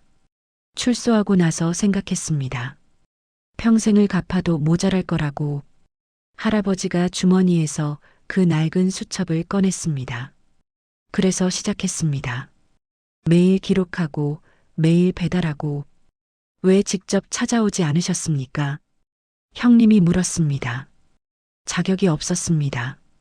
할아버지가 고개를 숙였습니다. 얼굴을 보일 자격도 사과를 받아줄 자격도 제겐 없었습니다. 그저 6분이 굶지 않으셨으면 했습니다. 그게 제가 할 수 있는 전부였습니다. 그때였습니다. 할아버지가 갑자기 기침을 하기 시작했습니다. 격렬한 기침. 손수건을 입에 댔는데 붉은 피가 묻어났습니다. 할아버지, 저는 황급히 달려갔습니다. 할아버지는 손을 내저었습니다. 괜찮습니다. 늘 이래요. 하지만 기침은 멈추지 않았습니다. 점점 더 심해졌습니다. 셋째 누나가 달려왔습니다. 누워요, 빨리. 할아버지를 의자에 눕혔습니다. 셋째 누나가 맥박을 재고 호흡을 확인했습니다. 호흡곤란이야. 응급실 가야 해. 은희야, 휠체어. 저는 복도로 뛰어나가 휠체어를 가져왔습니다. 할아버지를 휠체어에 옮겨 태웠습니다. 형님, 저희 먼저 가볼게요. 어서 가. 저와 셋째 누나는 할아버지를 데리고 복도를 달렸습니다. 첫째 누나와 둘째 형, 둘째 누나도 따라왔습니다. 응급실. 의사들이 할아버지를 진찰했습니다. 저희는 밖에서 기다렸습니다. 30분쯤 지났을까? 의사가 나왔습니다. 보호자분이신가요? 저희는 셋째 누나가 대답했습니다. 저 같은 병원 간호사입니다. 환자분 상태가 어떤가요? 의사는 심각한 표정으로 말했습니다. 폐암 말기 환자시죠? 암이 많이 진행됐습니다. 입원 출혈이 심각합니다. 아마 길어야 2주 정도. 저는 귀를 의심했습니다. 2주라고요? 네. 더 이상 치료도 어렵습니다. 편안하게 보내시는 게. 의사는 고개를 숙였습니다. 가족분들 계시면 연락하시는 게 좋을 것 같습니다. 가족은 안 계십니다. 셋째 누나가 대답했습니다. 의사는 안타까운 표정으로 고개를 끄덕이고 돌아갔습니다. 우리는 응급실 의자에 앉았습니다. 아무도 말이 없었습니다. 한참 후 첫째 누나가 입을 열었습니다. 2주. 저 사람이 2주 후면 죽는다는 거야? 둘째 형이 대답했습니다. 그런가 봐. 이상해. 첫째 누나가 눈물을 닦았습니다. 나는 저 사람을 미워했는데 죽는다니까 마음이 이상해. 나도 그래. 둘째 누나가 말했습니다. 용서는 못하겠는데 죽는다니까 가슴이 답답해. 저도 마찬가지였습니다.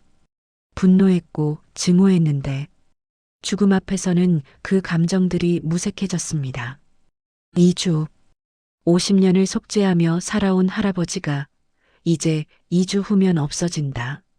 그 생각을 하니 가슴이 먹먹했습니다. 1시간쯤 지나 할아버지가 응급실에서 나왔습니다. 산소 마스크를 쓰고 링거를 달고 계셨습니다. 저희는 할아버지를 일반 병실로 옮겼습니다. 마침 형님 병실 바로 옆방이었습니다. 할아버지를 침대에 눕히고 저희는 주변에 둘러섰습니다. 할아버지는 천천히 눈을 뜨셨습니다.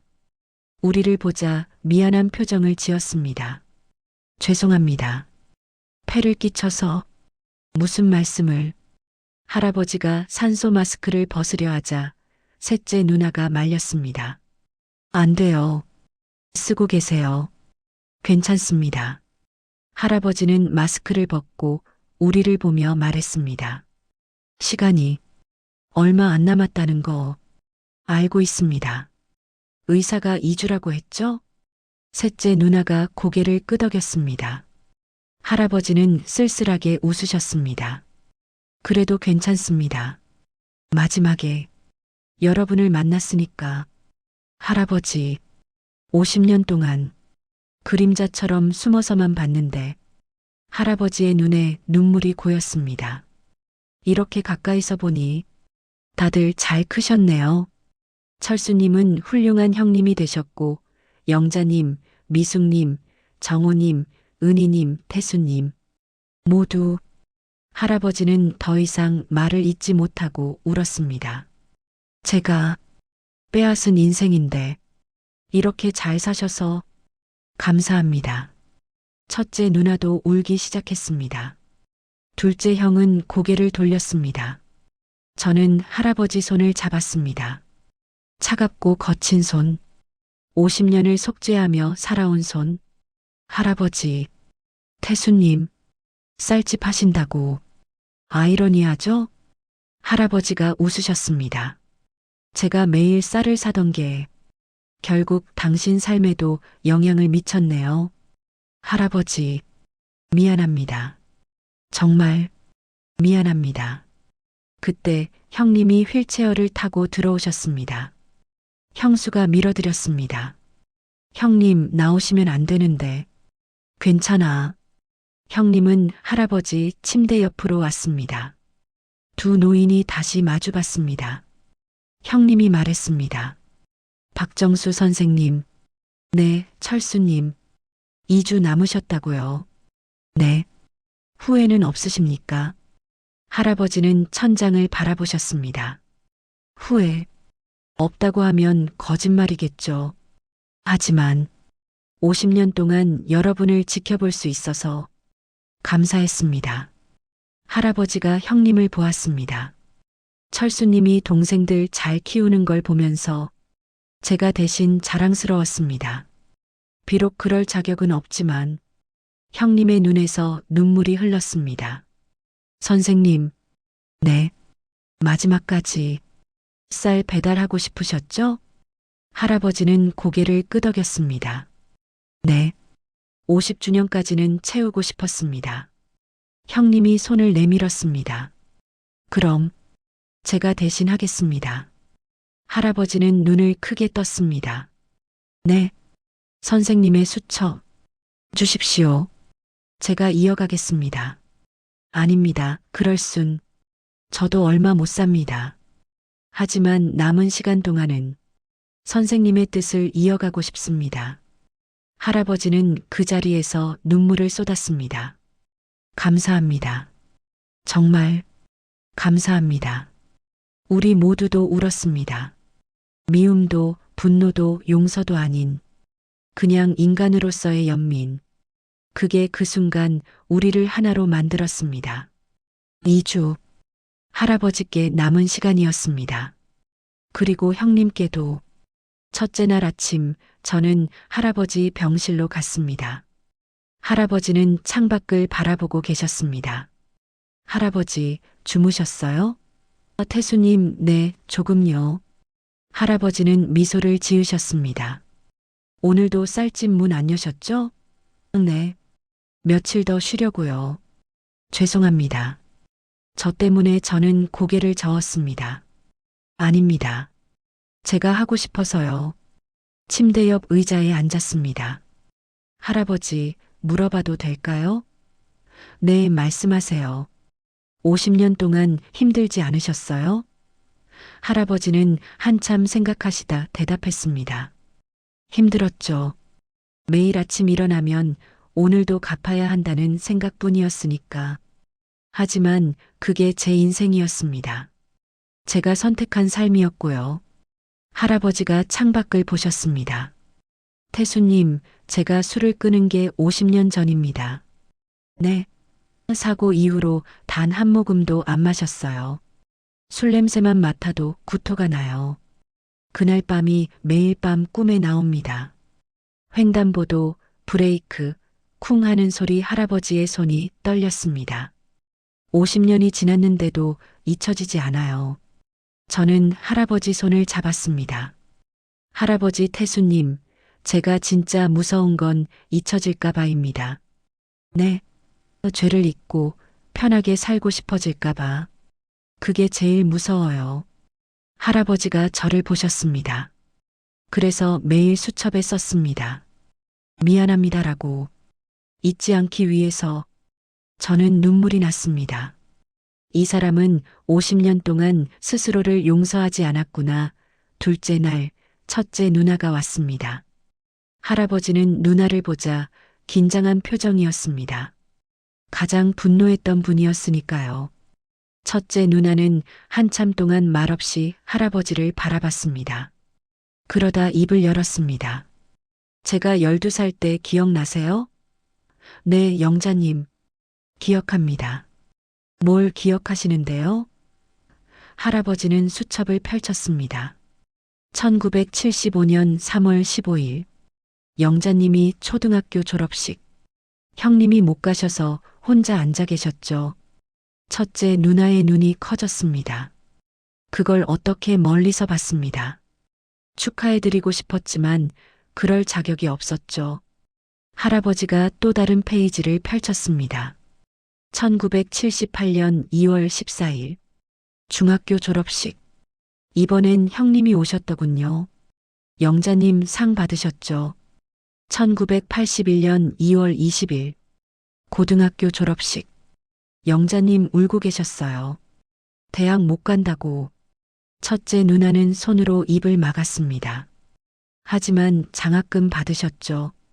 그때 제가 얼마나 기뻤는지 할아버지가 웃으셨습니다. 제 일처럼 기뻤습니다. 비록 제가 그럴 자격은 없지만 첫째 누나는 의자에 주저앉았습니다. 50년 동안 우리 인생을 다 보신 거예요? 네, 숨어서요. 그림자처럼. 첫째 누나가 울기 시작했습니다. 당신 정말 바보예요. 네. 50년을 그렇게 어떻게 살아요? 죗값입니다. 죗값이라기엔 너무 긴 시간이에요. 첫째 누나가 할아버지 손을 잡았습니다. 용서는 아직도 못하겠어요. 하지만 당신의 50년을 인정해요. 할아버지는 소리내어 울었습니다. 셋째 날 둘째 형이 왔습니다. 뭔가를 들고 왔습니다. 소주 한 병이었습니다. 정우님 할아버지가 당황했습니다. 둘째 형은 소주를 탁자에 놓았습니다. 50년 동안 술 안 드셨다며요. 네. 평생 술 생각 안 나셨어요? 할아버지는 고개를 저었습니다. 매일 생각났습니다. 하지만 마실 자격이 없었죠. 둘째 형은 소주잔 2개를 꺼냈습니다. 오늘 저랑 한 잔 하시죠. 아닙니다. 전 딱 한 잔.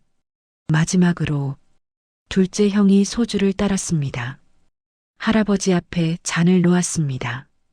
할아버지는 그 잔을 물끄러미 바라봤습니다. 손이 떨렸습니다. 전 괜찮아요. 마셔요.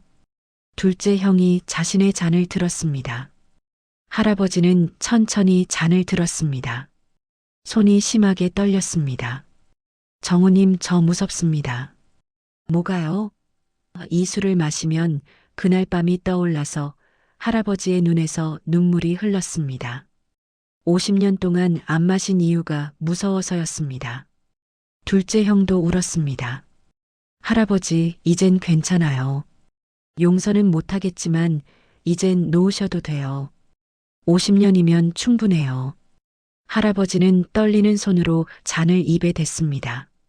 한 모금, 그리고 잔을 내려놓았습니다.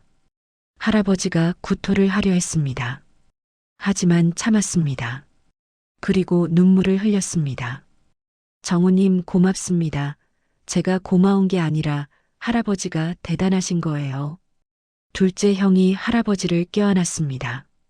50년 정말 고생하셨어요. 다섯째 날 셋째 누나가 수첩을 들고 왔습니다.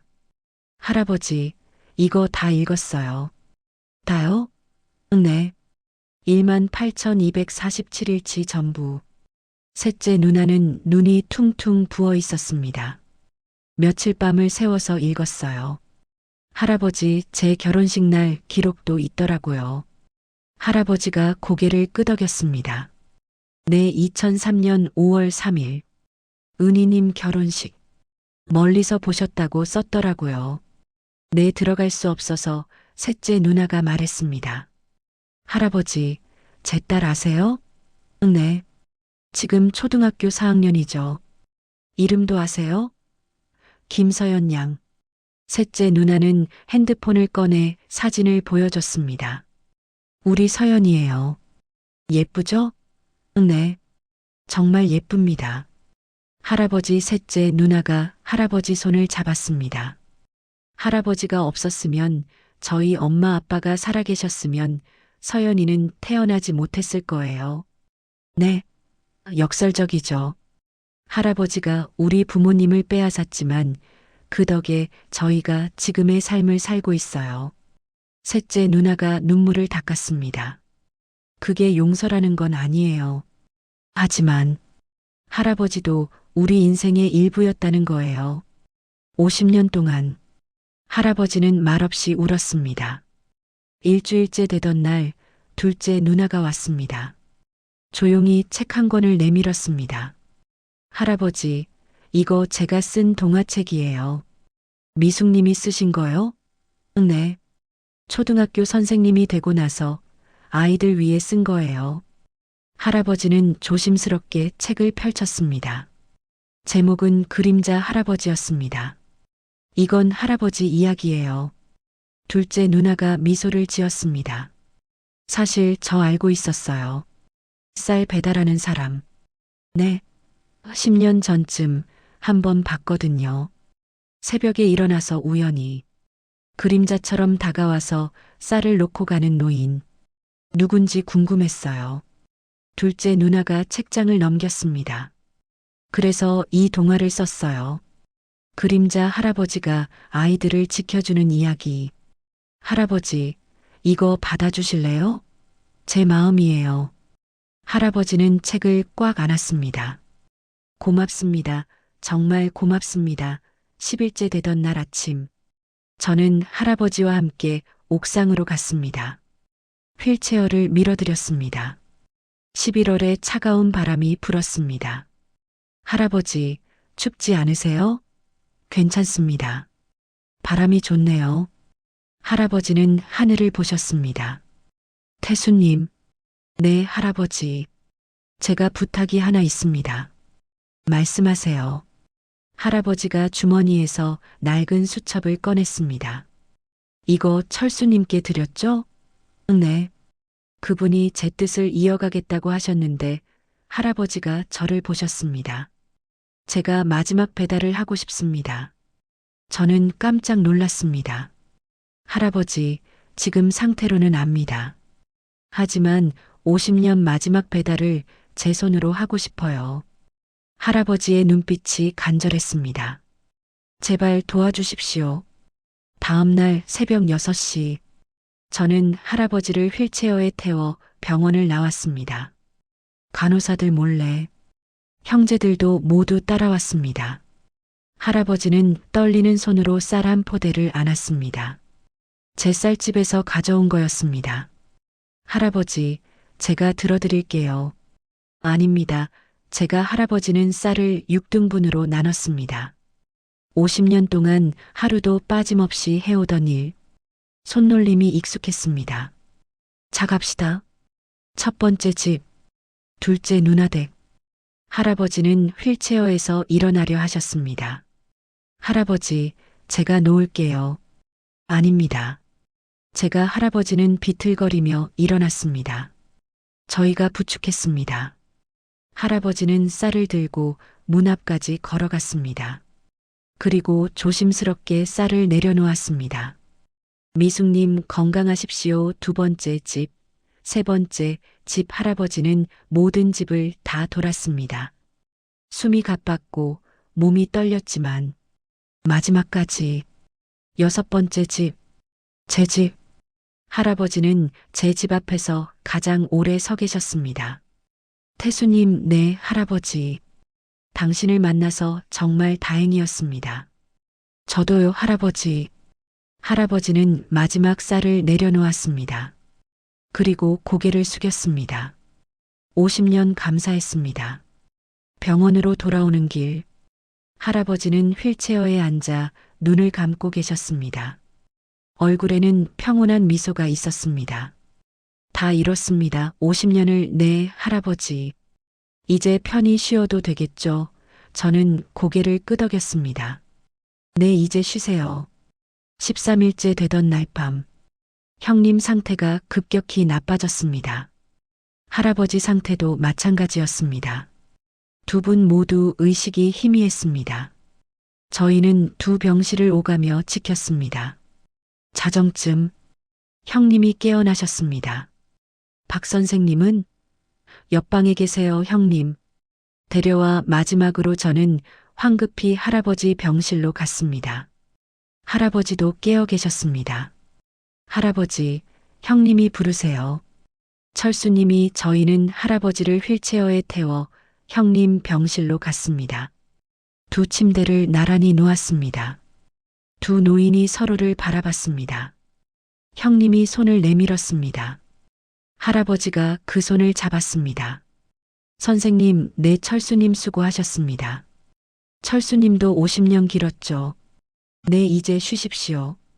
감사합니다. 두 노인은 손을 맞잡은 채 천천히 눈을 감았습니다. 우리는 그 옆에서 조용히 울었습니다. 새벽 4시 32분. 할아버지가 먼저 가셨습니다. 잠든 것처럼 평온하게. 형님은 할아버지 손을 끝까지 놓지 않으셨습니다. 잘 가십시오, 선생님. 그리고 30분 후. 새벽 5시 2분. 형님도 따라가셨습니다. 할아버지 손을 꽉 잡은 채로 장례식은 같은 날 치렀습니다. 할아버지는 가족이 없었지만 우리 6남매가 상주가 되었습니다. 사람들이 물었습니다. 고인과 무슨 관계십니까? 저는 대답했습니다. 가족입니다. 가족이요? 네. 50년 동안 우리를 지켜본 가족이었습니다. 장례식장에 놀랍게도 많은 사람들이 왔습니다. 병원 환자들, 자원봉사 동료들, 그리고 이순자 복지사님, 모두들 말했습니다. 좋은 분이셨어요. 박 선생님 덕분에 힘냈어요. 은인이셨습니다. 저희는 그제야 알았습니다. 할아버지가 얼마나 많은 사람들에게 빛이었는지. 형님과 할아버지를 나란히 묻었습니다. 우리 부모님 묘 옆에 비석에는 이렇게 새겼습니다. 박정수, 50년을 속죄하며 산 사람. 이제 평안히. 그리고 그여. 김철수, 동생들을 사랑한 형. 이제 편히. 저희는 4개의 묘 앞에 섰습니다. 부모님, 형님, 그리고 할아버지. 첫째 누나가 말했습니다. 이제 다 함께 계시네. 응, 용서했을까? 부모님이. 저는 대답했습니다. 모르겠어. 하지만 50년이면 충분하지 않을까? 저는 쌀집 셔터를 올리며 하늘을 바라봤습니다. 맑은 가을 하늘. 형님과 할아버지가 떠나신 지 1년이 흘렀습니다. 벌써 1년이네. 쌀집 한쪽 벽에는 액자가 걸려 있었습니다. 할아버지의 사진, 그리고 그 옆에 형님 사진. 매일 아침 저는 그 사진들에게 인사를 했습니다. 안녕하세요, 형님. 할아버지. 오늘도 좋은 하루 되세요. 그게 제 하루의 시작이었습니다. 1년 전 장례식 이후 많은 것이 변했습니다. 첫째 누나는 박정수 장학재단을 만들었습니다. 교통사고로 부모를 잃은 아이들을 돕는 재단.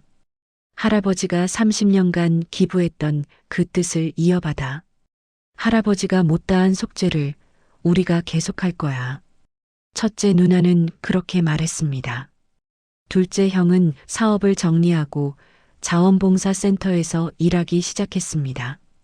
할아버지가 20년 넘게 봉사했던 그 병원에서 할아버지가 어떻게 사셨는지 이제 알 것 같아.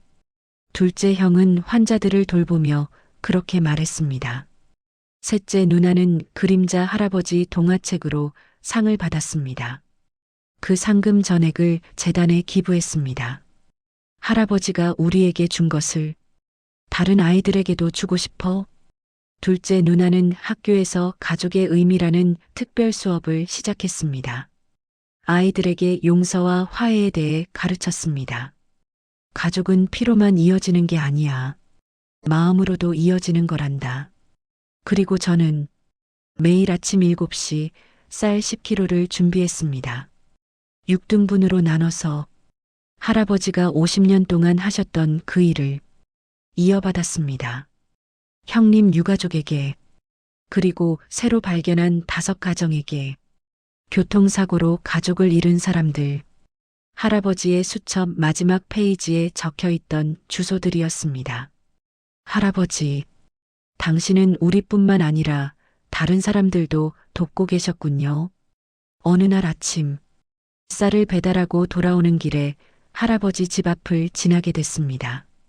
그 낡은 단칸방, 1년 전 그대로 비어 있었습니다. 저는 걸음을 멈췄습니다. 들어가 봐야겠다.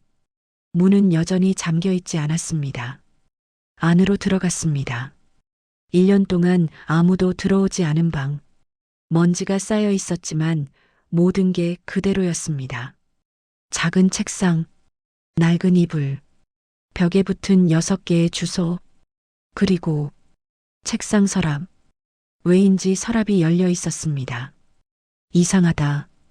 1년 전엔 닫혀 있었는데 서랍 안을 들여다봤습니다. 거기에 또 다른 수첩이 있었습니다.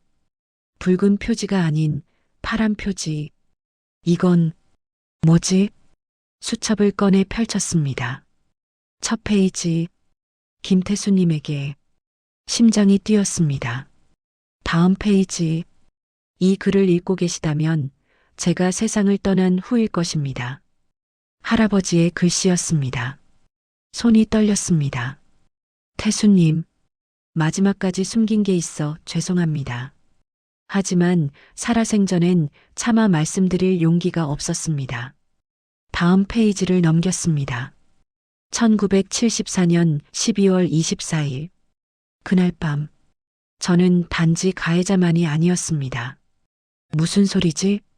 사고 직후 저는 119에 전화를 걸었습니다. 그리고 현장에 남아 심폐소생술을 시도했습니다. 하지만 너무 늦었습니다. 저는 숨을 멈췄습니다. 경찰 조서에는 기록되지 않았지만 저는 구급차가 올 때까지 두 분 곁을 지켰습니다. 영호님이 마지막으로 하신 말씀. 아이들, 제발, 아이들.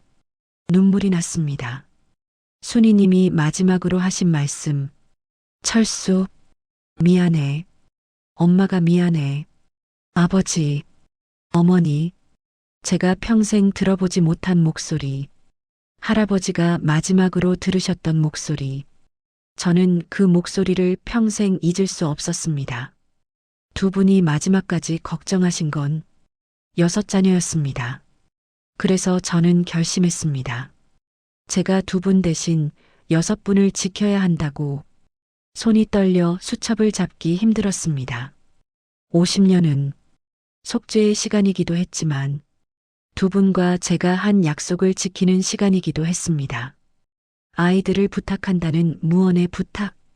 그 부탁을 지키기 위해 저는 살았습니다. 다음 페이지. 태수님, 당신은 아직 어렸지만 제가 가장 걱정했던 분입니다. 생후 11개월. 부모님 얼굴도 기억 못하는 나이. 그래서 더 미안했습니다.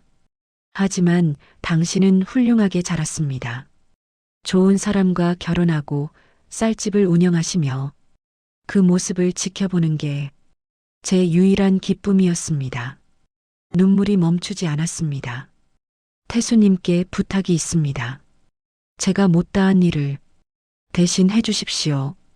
용서받기 위해서가 아닙니다.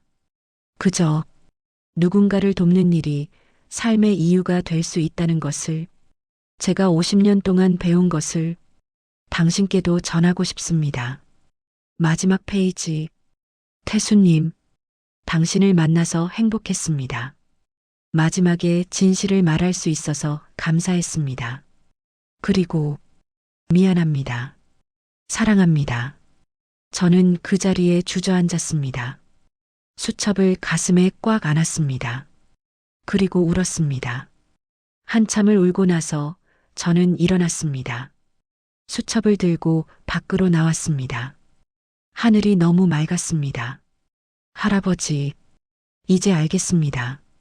당신이 50년 동안 무엇을 짊어지고 사셨는지. 단순히 죄책감이 아니라 부모님과의 약속, 그 약속을 지키기 위해 살아오신 거였군요. 그날 저녁 형제들을 모두 불렀습니다. 할아버지 집으로. 수첩을 보여줬습니다. 모두 울었습니다. 첫째 누나가 말했습니다. 엄마가 마지막으로 날 걱정하셨대. 둘째 형이 말했습니다. 아버지가 아이들이라고 하셨대. 우리는 모두 알았습니다. 부모님이 마지막까지 우리를 사랑하셨다는 것. 그리고 할아버지가 그 사랑을 이어받았다는 것. 셋째 누나가 말했습니다. 할아버지는 부모님의 마지막 부탁을 50년 동안 지킨 거야. 둘째 누나가 말했습니다. 이제 우리가 이어가야지. 우리는 고개를 끄덕였습니다. 그날 밤 저는 형제들과 함께 묘지로 갔습니다. 4개의 묘 앞에 섰습니다. 아버지, 어머니, 형님, 할아버지. 저는 할아버지 묘 앞에 무릎을 꿇었습니다. 수첩을 무덤 위에 올려놓았습니다. 할아버지, 용서합니다. 그 말을 하는 순간 가슴이 뻥 뚫리는 것 같았습니다. 50년 동안 할아버지를 짓눌렀던 무게, 이제 내려놓으셔도 된다고. 우리가 이어받겠다고 그렇게 말하고 싶었습니다. 첫째 누나도 무릎을 꿇었습니다. 할아버지, 고마워요. 둘째 누나, 둘째 형, 셋째 누나 모두 하나씩 말했습니다. 감사했습니다. 수고하셨어요. 이제 편히 쉬세요. 그리고 우리는 부모님 묘 앞으로 갔습니다. 저는 처음으로 부모님께 말씀드렸습니다. 아버지, 어머니, 저 김태수입니다. 막내 아들, 목이 메었습니다. 54년 만에 인사드립니다. 두 분 덕분에 저희 잘 자랐습니다. 그리고 박정수 할아버지 덕분에도 눈물이 흘렀습니다. 할아버지가 두 분의 마지막 부탁을 지켜주셨어요. 이제 저희가 이어갈게요. 그러니 편히 쉬세요. 바람이 불었습니다. 마치 대답하는 것처럼 집으로 돌아오는 길, 첫째 누나가 물었습니다. 태수야, 넌 진짜 용서한 거야? 저는 고개를 끄덕였습니다. 응. 언제부터? 사실 잘 모르겠어. 어느 순간 저는 하늘을 보며 말했습니다. 처음엔 미워했어. 증오했고, 그런데 할아버지를 알아갈수록 미움이 줄어들더라. 할아버지도 피해자였던 것 같아. 자기 자신의 첫째 누나가 고개를 끄덕였습니다. 나도 그래. 용서는 아직도 어려워. 하지만 이해는 돼. 둘째 형이 말했습니다. 용서가 꼭 필요한 걸까? 그냥 놓아주는 것만으로도 충분한 것 같은데. 셋째 누나가 말했습니다. 맞아. 용서가 아니라 내려놓기. 그게 우리가 할 수 있는 거. 우리는 모두 고개를 끄덕였습니다. 며칠 후 쌀집 앞에 낯선 노인이 서 계셨습니다. 70대쯤 되어 보였습니다. 혹시 김태수 사장님이십니까? 네, 그런데요. 노인은 떨리는 손으로 봉투를 건넸습니다. 이거 전해드리라고 해서요. 누가요? 박정수 선생님이요. 돌아가시기 한 달 전에 제 손이 떨렸습니다. 할아버지가요? 네. 저도 그분한테 도움받은 사람입니다. 교통사고로 아내를 잃었을 때 노인의 눈에 눈물이 맺혔습니다. 박 선생님이 10년 넘게 저희 가족 도와주셨어요. 쌀도 보내주시고 말벗도 되어주시고 그분이 마지막에 부탁하셨어요. 자기가 죽으면 이걸 김태수 사장님께 전해달라고. 노인은 고개를 숙이고 떠났습니다. 저는 봉투를 열었습니다. 안에는 사진 한 장이 들어 있었습니다. 1974년 12월 24일 사고 현장 사진이었습니다. 뒤에 글씨가 적혀 있었습니다. 잊지 않기 위해 평생 지니고 다닌 사진. 이제 당신께 넘깁니다. 기억해 주십시오. 저는 사진을 꽉 쥐었습니다. 할아버지, 네, 기억하겠습니다. 당신이 짊어진 무게를, 당신이 지킨 약속을, 그리고 당신이 가르쳐 준 것을. 그날 밤, 저는 쌀집에 새로운 문구를 걸었습니다. 박정수 할아버지를 기리며 도움이 필요한 분께 쌀을 무료로 나눠드립니다. 아내가 물었습니다. 여보, 괜찮아? 경제적으로. 저는 미소를 지었습니다. 괜찮아.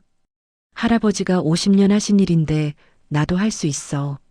아내가 제 손을 잡았습니다. 그래. 같이 하자. 1년이 또 흘렀습니다. 2025년 11월. 저는 여전히 매일 아침 7시에 쌀을 배달했습니다. 이제는 형제들도 함께 했습니다. 매주 토요일 우리 6남매는 모여서 쌀을 나눴습니다. 도움이 필요한 가정에게 할아버지처럼.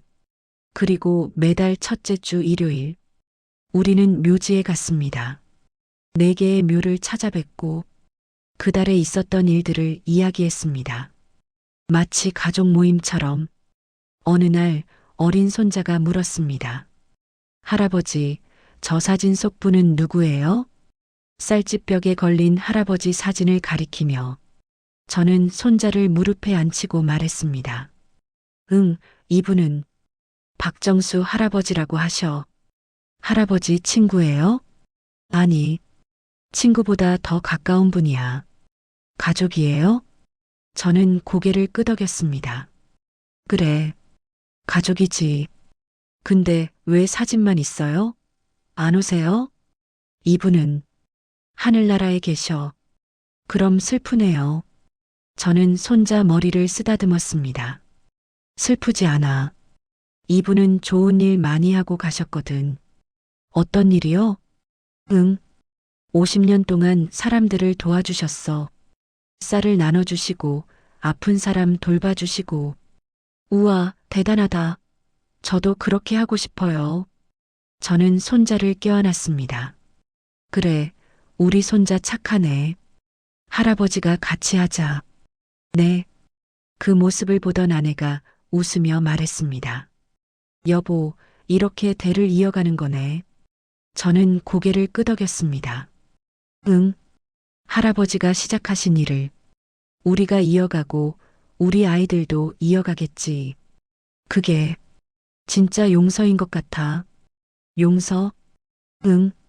미워하는 게 아니라 그분의 뜻을 이어가는 것. 그게 진짜 용서 아닐까? 저는 할아버지 사진을 바라봤습니다. 할아버지, 이게 맞나요?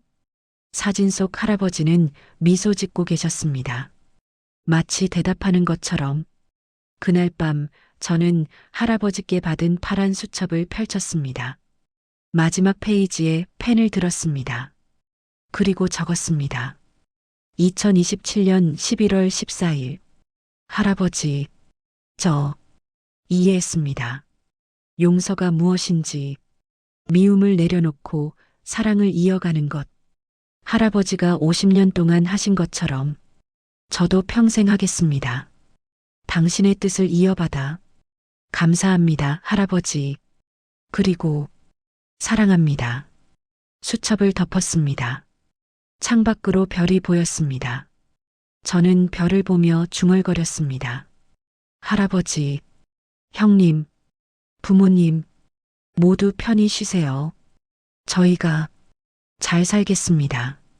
바람이 불었습니다. 마치 대답하는 것처럼